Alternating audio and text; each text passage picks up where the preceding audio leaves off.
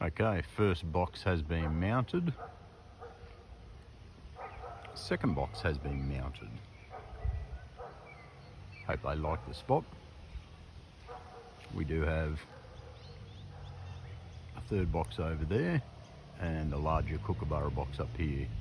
We are hoping to go for pale-headed rosellas.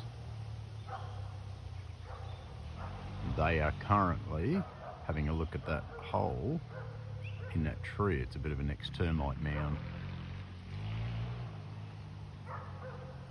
Fingers crossed.